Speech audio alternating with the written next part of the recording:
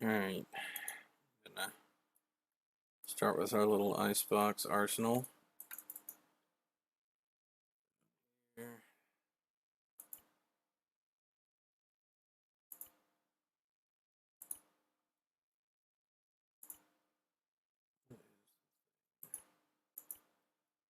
Screwed up.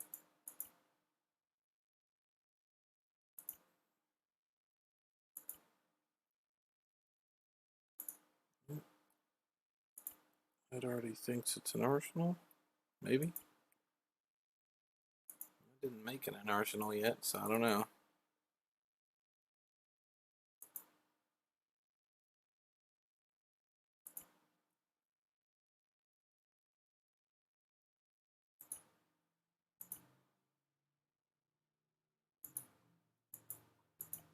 I did this last time and it was like, here we go. Go to storage arsenal. Okay.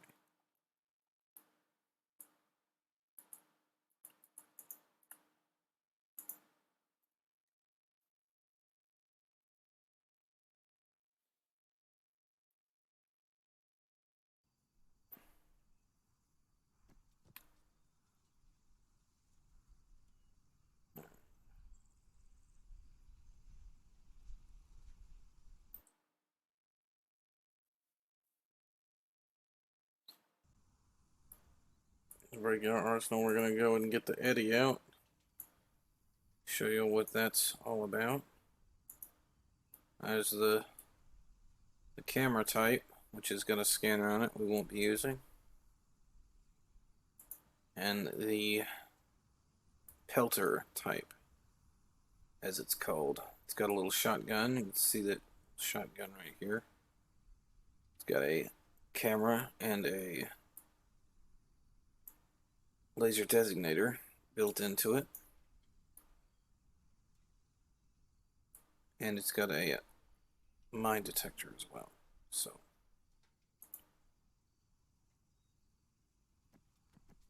what you're gonna do, you got a scroll wheel option to assemble the bag. It's that simple. It goes in the ground. And you have to make sure you have a UAV terminal. It's a NATO. Make sure it's the correct one lines up, because you can't. It's just like the other drones, right? You need the NATO one to work the Blue Force stuff and all the other CSAT stuff. So everyone's got their own little UAV terminal. So you can find it in the list or find it out here. It's also going to have to show up in the list to even highlight it. So it's all self-explanatory. Alright. Now you can send it on a mission by control left click. Send it. But see, walls are a problem. It doesn't like to interact or go around walls, and it's taken the long way around when it could have just went straight. So, I mean, the AI is not the most trustworthy. Follow this little sucker while it's deciding what to do. So, I'm going to try out the follow function. You open the UAV terminal, you find your selected grid, follow unit. I'm going to put 0 meters. See how close it'll follow me. So you back up.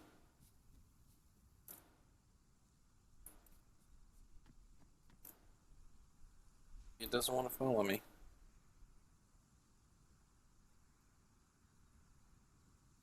Let's try 100 meters.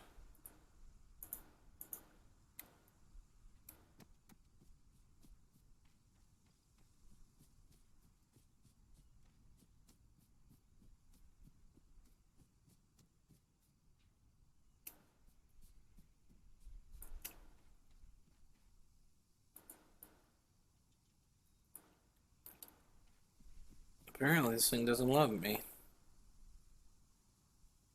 Let's see, move.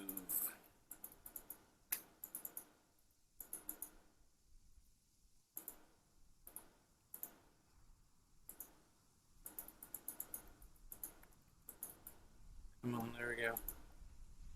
Behavior, never fire. This thing does have a gun, so when you're controlling it, you want to make sure it never fires because it will defend itself against any blue four or any threats it sees, like walls and shit. Apparently, walls are too complicated, so it's best just to haul it around and never let it out of your sight because you will lose this thing. They are fragile to gunfire, but not so much to IEDs, which is the great part about this thing. It's very robust and tough when it comes to explosives, but a couple good place shots will take it out of commission. So according to Gareth, there we go, our page up is forward, so we can get closer, give a good look at some of these mines and such, or around a corner, and then page down is going to be retract back. Up is going to be E, down is going to be Q, and you have full range of motion of the camera as far as that goes. It's not full 360, but it is good enough for you to get the job done as far as scoping out areas. There is a zoom method. I have it set on my mouse 5 and 4 button. It's on the side thumb pad. It's the same keybind as your zoom.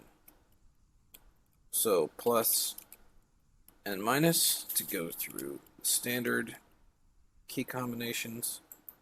I'd recommend you put a thumb thing on it so you can see it easily. This is the front camera in front of the track for basic mobility. This is the backup camera. You can see the little backup slots to see how far away you are from an object.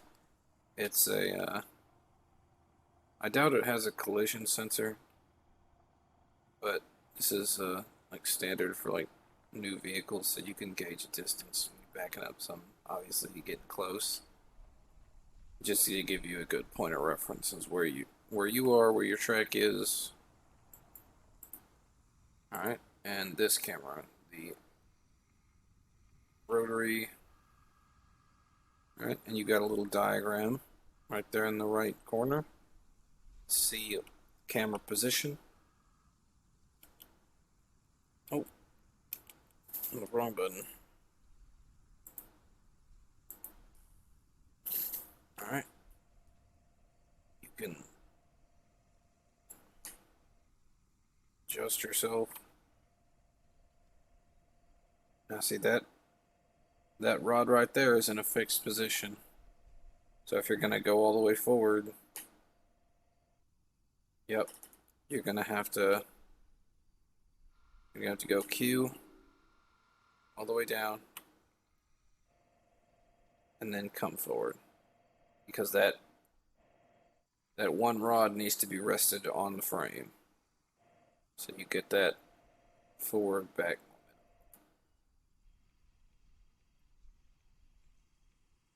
All right, pretty self-explanatory, easy to operate. Would not recommend you moving this thing with the rod up. I'm not sure about the handling of this thing, but it may or may not tip over.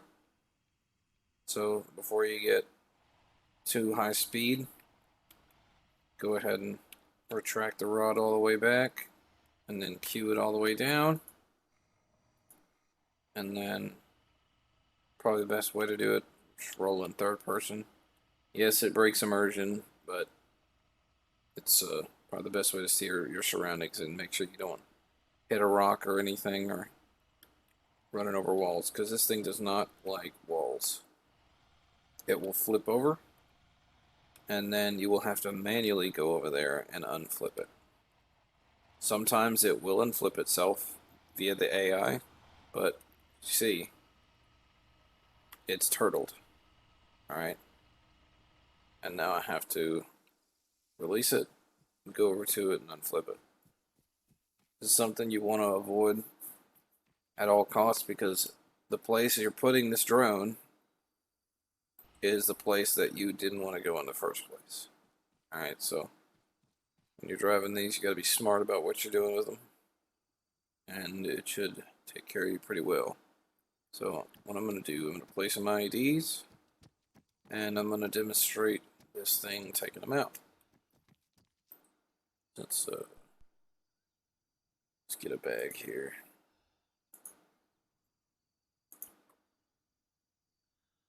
Alright, toughest IED in the place, smallest is this anti-personnel mine. And let's go with the largest. Both are easy to dispatch with this. Only takes a couple shots and you don't have to be right on top of it. So, sorry, the controls are reset in the editor. They're not like they are in game. So, and pressure plate, so any pressure would go over that.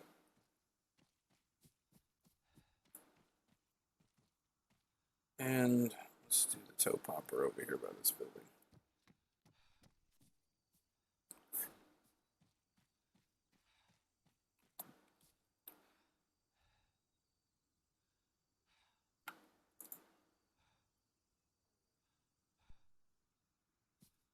Make sure we're clear.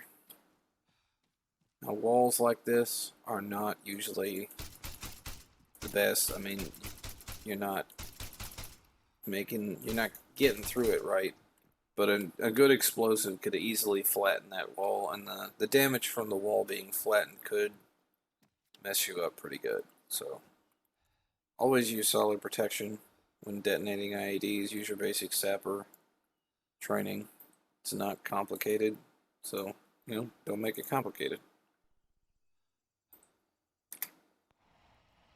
Alright, so first we're going to dispatch the toe popper.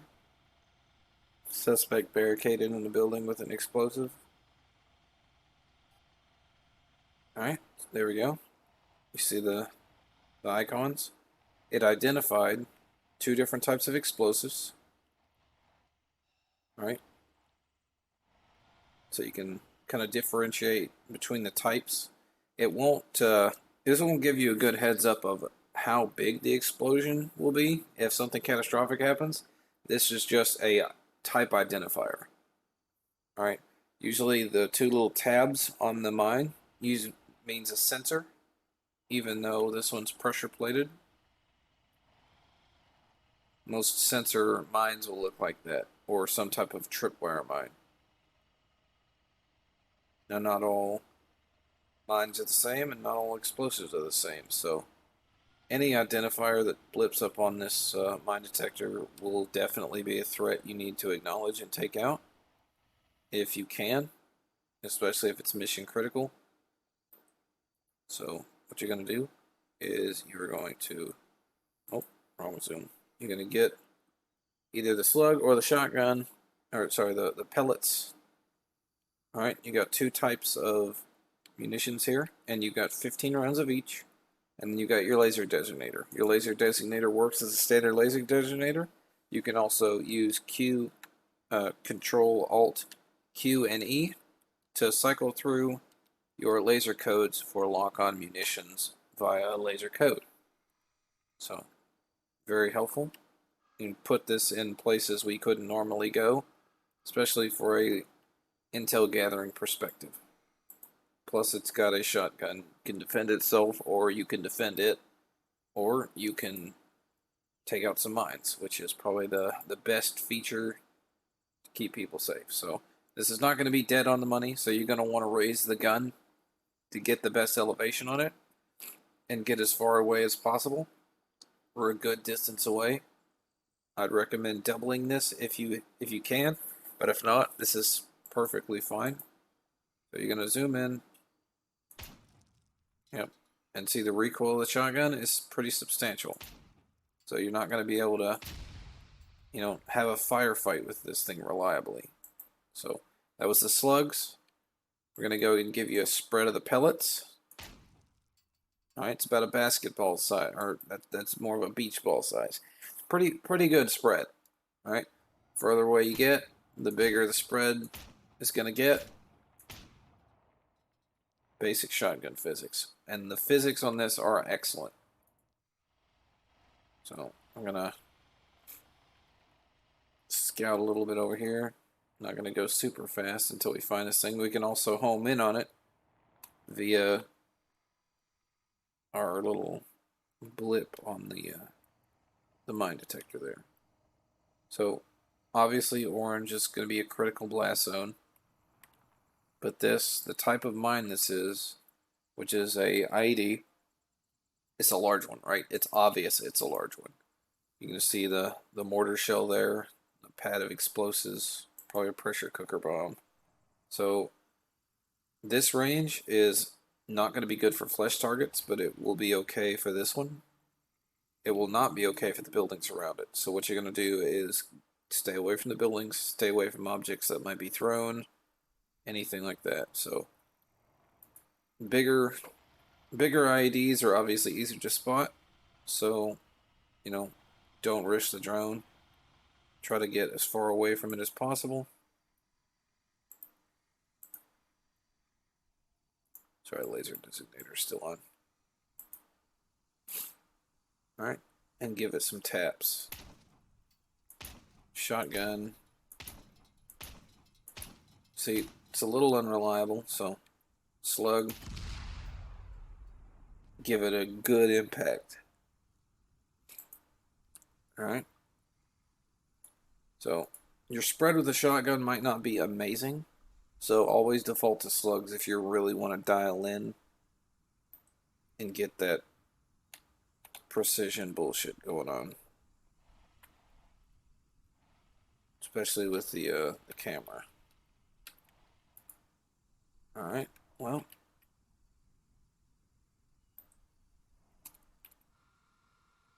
Sorry, I forgot to put the camera down.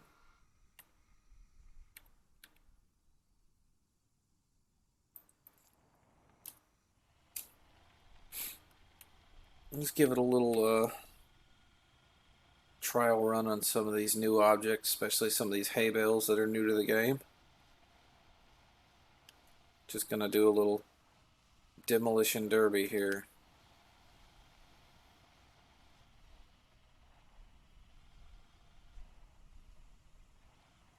And stairs. Oh, that was my fault. Alright, stairs are a little slick, but can be done. Take it slow. Because just like stairs in all the Arma 2 and 3, mainly this is an Arma 2 structure, but all the Arma 2 structures you want to be wary of stairs. Stairs are not your friend. They will suck you up and they will spit you out, usually killing you in the process, because they like to suck you up into the wall. But do a little drop test here, if we can. Nope, the rope is restricting. Let's see if we can find a hole.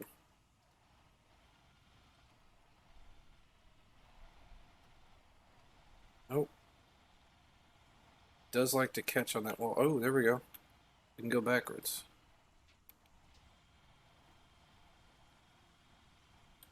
Aha! There we go. Drop test. Money. No damage. Excellent. Now the battery life, obviously, you can see we've been doing this for about maybe 10 minutes, roughly. And the battery is at 50%. So that's not going to bode well when you're having to do multiple stretch IED engagements, right? You're going to have to monitor it. You're going to have to carry it more than anything. So when you're done with the initial blast, right, this is not going to be a thing that's going to follow you along patrol. It's not that kind of battery life.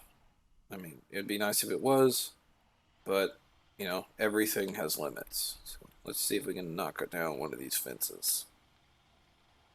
Yep. Knock down small fences. This looks like a brand new type of fence for the map, so yep. Takes it down, no problem. Let's go to the rock walls.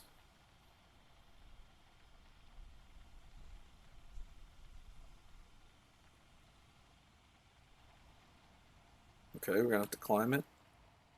Alright, climb. Oh, lucky. Come on, tip.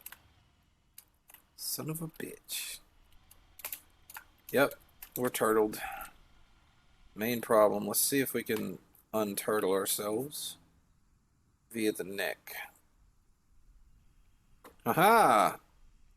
Alright, that's me pushing page up all the way out. Alright, that's page up, page down halfway. And that's E. We're at full extension.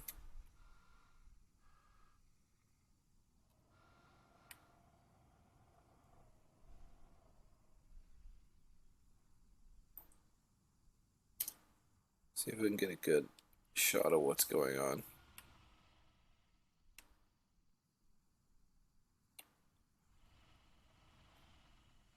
Nope, this thing is not moving. So, basic things to watch out for. Super simple. If it gets turtled, it's not the end of the world, but you will have to go get it.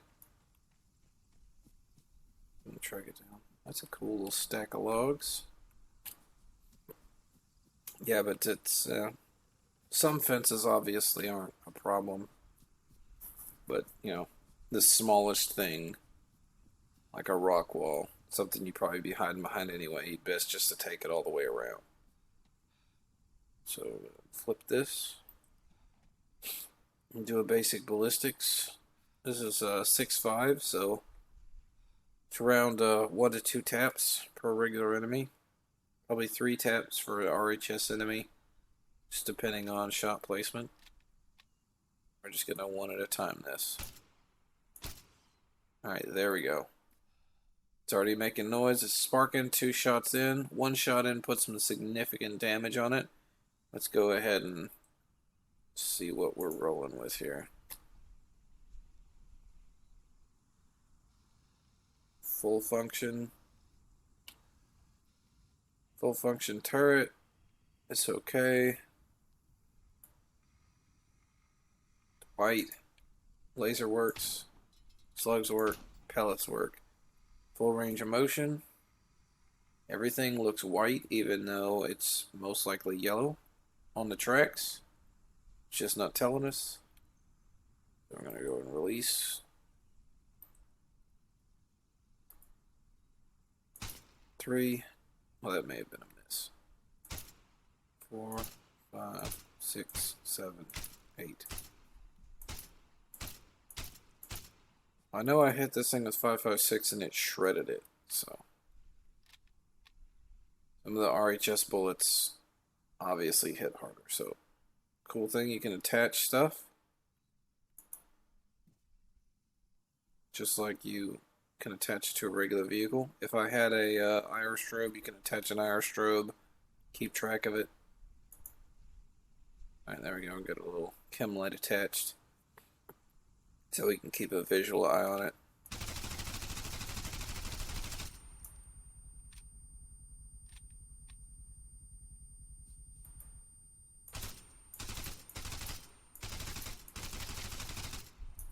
There's the gun going down. So 6.5, not as hard hitting as the 5.56, obviously. That doesn't make any sense, but apparently the damage states are a little different for this one. But sorry, got a runny nose. But the basics of this are, I mean, don't get in a firefight, right? It's not a tank, and you will have to go physically pick it up to take it places. But it's simple. Drops your backpack on the ground. Let's see. Put backpack on chest. Take Alice. And then we're walking with the drone. That looks retarded, but that's either way. Switch it out so it doesn't look so dumb. But that's the gist of that. I wouldn't advise jumping out of a plane with it. So obviously, you're gonna have to sacrifice all your garbage.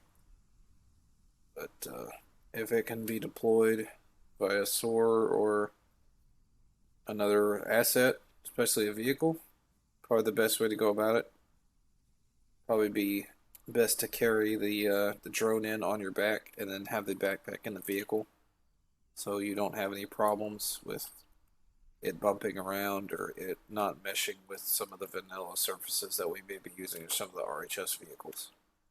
So we'll have to test that later on, but as of right now, it's not really usable for multiplayer because of the performance issues that it's causing. It's not, it's basically not functional for more than 5 seconds before it starts lagging you and anyone else in the vicinity up. So, but it's an excellent tool, a lot of multi-purpose capability, and something we can definitely see using in the future.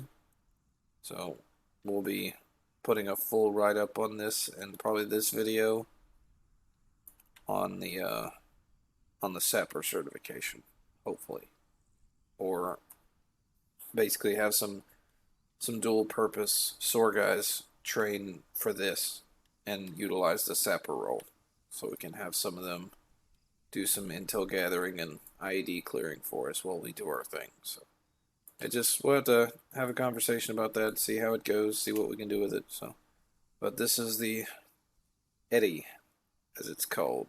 So there's the Eddy Pelter because of the shotgun attachment. So, all right, well that's it.